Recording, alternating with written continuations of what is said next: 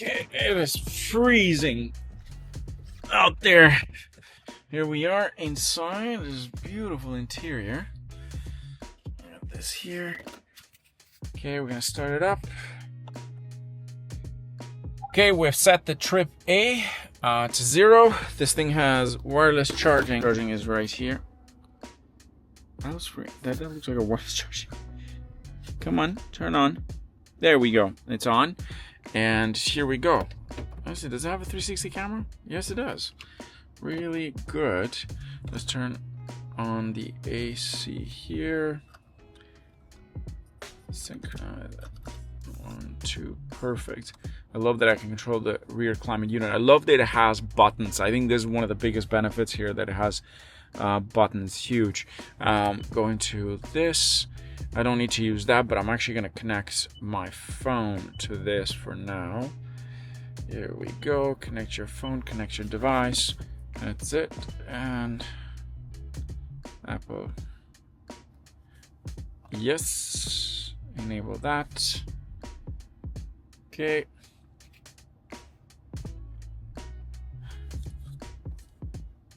And there we go. Look at that. Beautiful.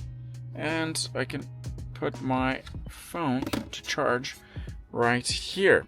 It says it's gonna take about 35 minutes.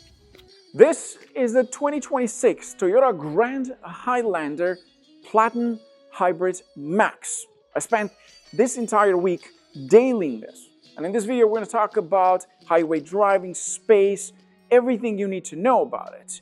This was my daily for this past week, taking my family around, taking my son to daycare, doing all the grocery runs, everything.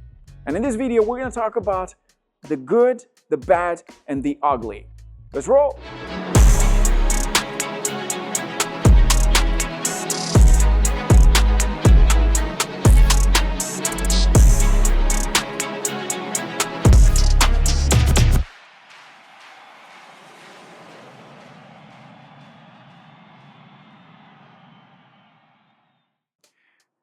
Let us begin with the good things, because it has quite a lot.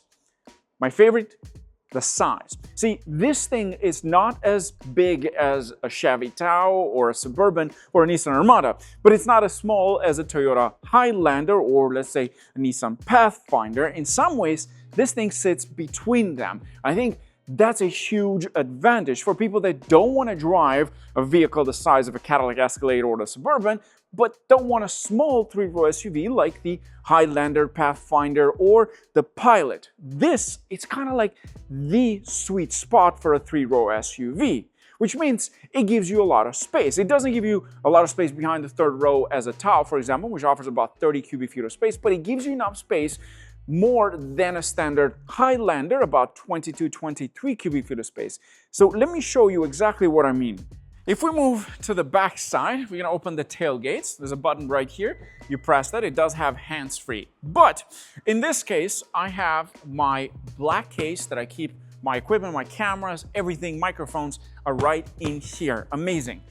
See, in a standard Highlander or even Nissan Pathfinder or the Pilot, this would not be able to fit in here behind the third row comfortably. I've tested it out before. You have to flip it, but in the position that this is, it would be impossible. The next thing that I love about it is that you can fold the 3 rows completely flat, the second row and the third row. In fact, this week I did a lot of moving from one place to the other. I have a separate storage unit that I had to take some stuff out, sell it, and the buyer wanted me to deliver them. So I was able to shove in a lot of things in here. Plus, I have my son's seat on the second row on the right side, which also takes a bit of space and I can't fold it.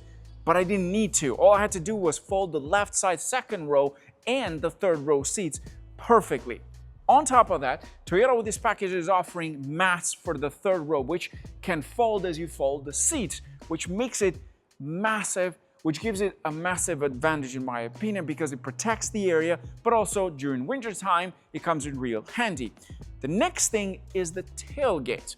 As you can see right now, I'm 6'3", I don't have to duck down at all. I can fit in here perfectly because the tailgate is at the highest level. And you've got two buttons at the top here, one to lock the vehicle or one to just lock the tailgate. And I think that's a huge advantage. I have a son who is 2.5 right now. And one of the things that I have to carry around in my car or press cars is this, a car seat. And one thing that I love about this vehicle is that I can do two things in order for me to get him into his seat. First, I can have him actually climb this because it is not too high off the ground, and it gives me the option to actually lift him without having to raise him way too high and hurt my back. Most cases, he just jumps himself. He's tall enough. Of course, I'm 6'3", so therefore he is tall as well. And he's able to get into his seat alone, which I think is a huge help. And if you're a parent, you know the struggle that you have constantly to have to carry your kid and put him into the car seat. That's why most people go for SUVs instead of sedans, because it is a lot of work. And imagine someone my height. And I think that's a huge advantage that the Grand Highlander has. It's not very high off the ground, but it's also not too low off the ground. The next thing is the interior, and I'm a huge fan of this interior. A few things annoy me, but we'll talk about that in a minute. First thing is that this has 13 cup holders. Yes, 13 cup holders. I mean, there's space to put a cup or a bottle of water pretty much everywhere. Third row, second row, even the front row. Since we're talking about the interior, another thing I love about is the sturdiness of this interior. You can literally throw anything inside here and you're not going to damage anything. I think that's a huge advantage. Also, it has buttons, a ton of buttons for your heated seats, for your climate unit. Same thing in the second row. It has a climate unit. Now keep in mind, this is the platinum version, which means is the highest trim. It also has a lot of USB-C ports. Just in the front right now, you've got yourself 3 USB-C ports. Yes, 2 in here to charge your phone and 1 on the passenger side, plus an extra space for the passenger to put their phone or maybe a small purse or anything like that on the dashboard, which I think is a huge help. Another thing that I love about the Grand Highlander is the sitting position. Let me explain. I'm 6'3", and one of the things that annoys me with some vehicles is the sitting itself. So you don't feel like you're sitting on the car, but in the car. And in the Grand Highlander, I think it's almost the perfect position. Let me explain. Majority, you're sitting like about this much. This for me is the most annoying position. Why? Because my foot over here is almost in an L shape. I don't like that. It hurt my knee and I don't feel comfortable. I also feel like I'm looking down on everybody and I don't get the best control over the vehicle because look at my hands. Now, in this vehicle, in this position, I'm sitting this low, which means I'm in the perfect position if I need to turn. In fact, I can adjust this and have it even lower, but you want to have it in this position that when you're turning, it's a lot easier. And I think as a driver, the position of the seats, the steering wheel, the cluster, everything is so important because it really makes it difficult to enjoy the vehicle for long trips or day to day. This is almost perfect. I could enjoy it a little bit lower, but then again, this is an SUV.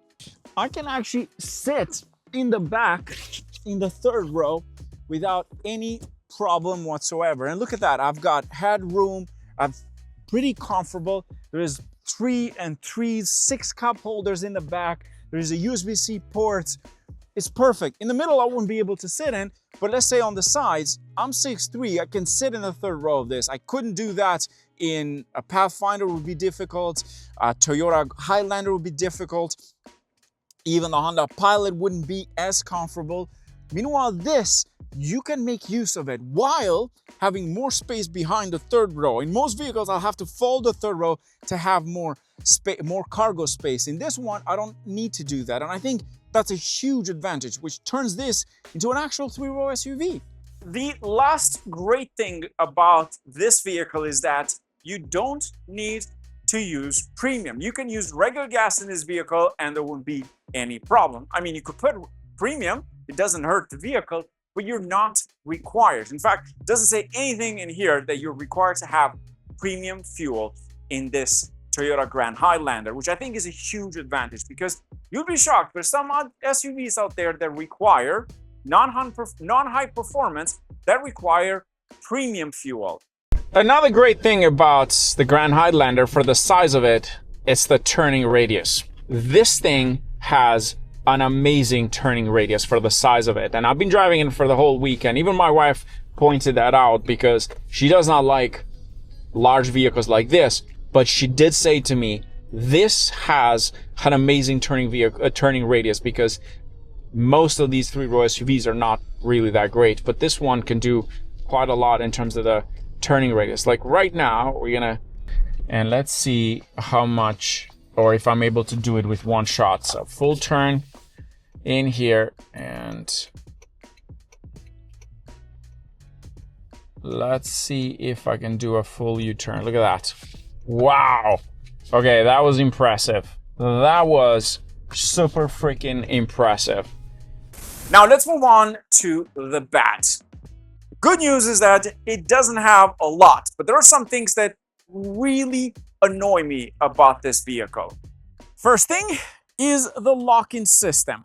This car has one of the most annoying lock-in systems I've ever experienced. What I mean with that, when I lock the vehicle, I do not hear anything in terms of the lock-in sound, not necessarily the beeping or the chime. I'm talking about the actual lock-in system. It is so quiet that I have turned myself around many times. Like listen to this, for example. I'm going to unlock it. There is no tick-tick noise. There's nothing of that. It's just a beep-beep that comes from the chime. Now, I know what you're going to say, Sam, isn't that enough? It is, but I kind of like it as a security thing that I'm 100% sure that this is going to get, that this is locked, is hearing that click noise when the system is completely locking the doors. Like, for example, I'm going to lock it again. It's so quiet that I have to second guess every time, and I have to go to the door and see if it's actually locked because I'm never 100%. The next annoying thing about, or the bad thing about this vehicle is the tailgate. Although I love the fact that it goes pretty high, which means I don't have to duck down. I have easy access to the cargo area. Fantastic. It does have hands-free tailgate, and it does have power button in the back, or you can do it through the key fob. You press this button and it opens automatically. On top of that, the other good news is that it does offer two buttons at the top. One is to close the tailgate, one is to close and lock the vehicle and the tailgate. Fantastic. But one thing that I realized, I thought I was doing something wrong, is that it only works on one side of the vehicle. Let me explain that. If I am on this side and I press that and I want to lock the tailgate, the vehicle, and close it, hold it for a bit.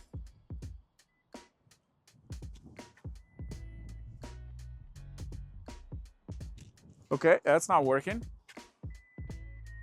There we go. I held the button for a bit, and now it's going to close the tailgate and lock the vehicle.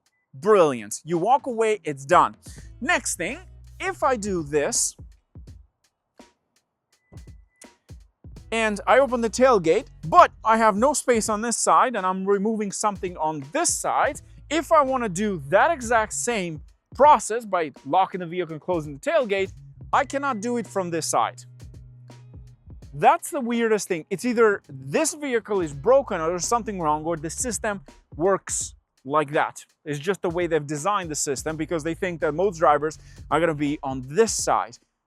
I don't understand why it's not possible to do it on the other side. Most vehicles, it doesn't matter where you're located, you press that, it locks the vehicle and closes the tailgate. In here, it doesn't work on this side. Even holding it down, it just beeps, that's all. But if I am in this side,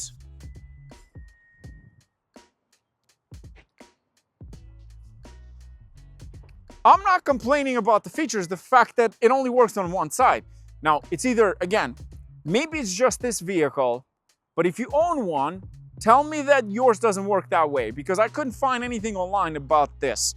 And if you are a Toyota engineer, explain that to me in the comment section below. That is the reason why we did it that way. Purely because I would like to know the thinking process and why you did that. Next thing, let's jump onto the inside. And let's talk about the things that are bad on the inside. I think they're not horrible, but I think they annoy me personally after living with this thing for a week. First up, this comes with a wireless charging pad. Fantastic. I love that feature. You just throw your phone and it automatically charges. Some chargers are fast, some are slow. This does pretty well. The problem with this is that when I'm driving, my phone slides left and right. So it works about 60% of the time. Not all the time, just 60%. Because my phone is sliding, it loses contact with the system. I think that's a horrible design. If they didn't even think about that design, in my opinion, that is a bad decision. Again, for a week, my phone has never stayed in one place while driving. If you are on a long trip, on a straight line, you'll be fine because you're not moving left and right. But if you're driving around the city, you better have a USB-C port or a cable that you can charge your phone, because the wireless charging pad, it does not work all the time. In fact, most of the time it doesn't. The way this thing is shaped is that there's no depth to it to hold onto the phone. It's just a flat surface, and my phone slides left and right. Now, if you have rubber or sticky case, it might hold on to it for a bit. Mine doesn't. Some people don't even use the case. Next thing, it's the driving modes. Although this offers quite a lot, from mud, sand, sport, eco, and normal. One thing that I end up doing a lot is pressing the buttons here. Sometimes when I'm driving, I tend to press these once in a while. Not all the time, once in a while, which I think it's gotten a little bit annoying. Now let's talk about the ugly. And this one is a tough one. There's only two though. First one is fuel efficiency. I expected the Hybrid Max to get better fuel efficiency, but this doesn't really. 9.9 kilometers for a hybrid system for this size of the vehicle is not quite the best. I expected this to be around 7.5 liters per 100 kilometers, around 8 liters per 100 kilometers. This is city driving, about 60% on normal roads like city driving, and about 40% of that on highways. And I believe this vehicle could have done better. Having said that, I did look some stuff online in terms of fuel efficiency compared to the standard hybrids. And the reason is because this is the max hybrid, which means it makes more horsepower, therefore it uses more fuel. So if you really want the best fuel efficient vehicle, is the hybrid, not the Hybrid Max, because the Hybrid Max makes more horsepower, therefore consumption is up. Again, what I'm seeing is the fact that this vehicle is not quite the most fuel efficient as I expected. Also, it doesn't have the biggest fuel tank. I mean, I stop at 446 kilometers on a single tank. Imagine doing long trips. You're going to be doing frequent stops. And this is not driving with my family all the time. 60% to 70% of the time, I was pretty much alone, just driving this thing around, going from place to place, not with my family. Now imagine having full people, like imagine having the vehicle full of passengers, like 3 people more, let's say, and more stuff in the back. You may have to stop more frequently. And the last part, which I found very, very shocking, but not surprised, because I know the situation with the Toyota and car thefts. And this is nothing to do with Toyota themselves. It's not their fault. This is just the way the situation right now in Canada is. The Grand Highlander is the second most stolen vehicle in Canada. So I called up my insurance to see what would be the difference between my current German vehicle versus the Toyota Grand Highlander. At the moment, I'm paying for a single vehicle $210 Canadian per month. That's full coverage. So I called up my insurance and I asked them to give me a quote over the phone to see the difference if I bought this exact vehicle. I gave them my VIN number, they know my history, and my insurance, if I buy this vehicle today, well, not today, but 2 days ago, and would be from $210 per month Canadian, and I know we pay a lot more insurance, would go up to $300. You ready for this? And $60. That is myself and my wife. So I'm going to pay over $1,500 more to insure this vehicle. And again, this is not Toyota's fault. It's just because this thing is very much wanted by thieves. And you've heard those stories. In fact, you can go down the list of the most stolen vehicles in Canada, and the Grand Highlander was somewhere in the second place, and the Lexus TX was third or so. Again, even thieves want this vehicle. It is absolutely shocking that my insurance would jump that much. I have a German car, luxury German car, that I thought would be more expensive, but because the situation with thefts right now, which also brings me to a next point, is you really have to watch where you park this vehicle, and you have to buy essentially aftermarket anti-theft units or programs or softwares or whatever to get this thing, well, to be safe. Now, if you live in an apartment building, the chance of this thing getting stolen is pretty hard.